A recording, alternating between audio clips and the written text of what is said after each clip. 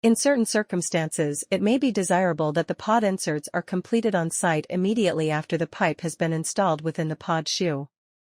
This can be achieved by supplying the pod shoe, complete with the pod variable insert.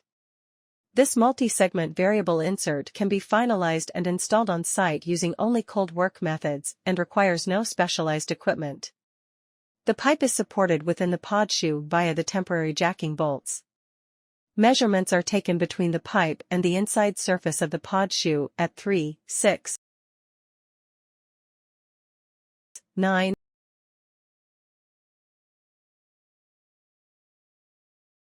and 12 o'clock positions.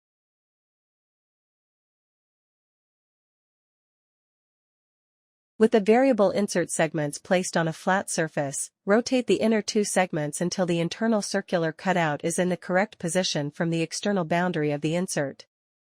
The dimensions at 3, 6, 9, and 12 o'clock should replicate the dimensions measured between pipe and pod shoe.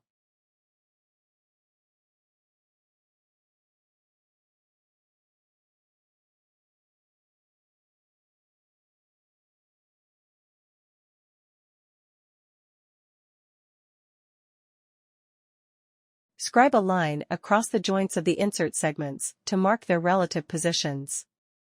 Remove the two inner segments and apply adhesive around their edge. Reassemble the insert segments, ensuring the scribed line matches up. Allow the adhesive to cure sufficiently to handle the insert.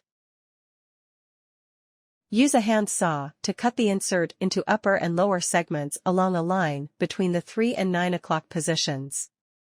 Use a handsaw to cut the lower insert at its narrowest point.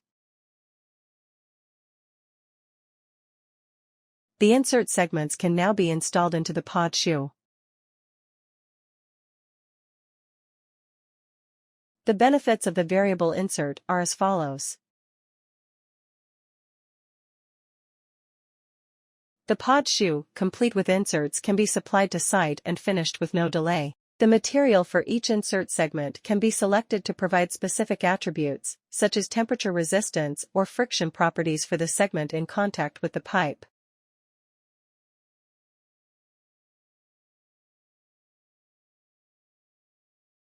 Outer segments could be in a material suited to damping or isolating vibration. The internal profile of the inner segment can shape to minimize crevices where it contacts the pipe.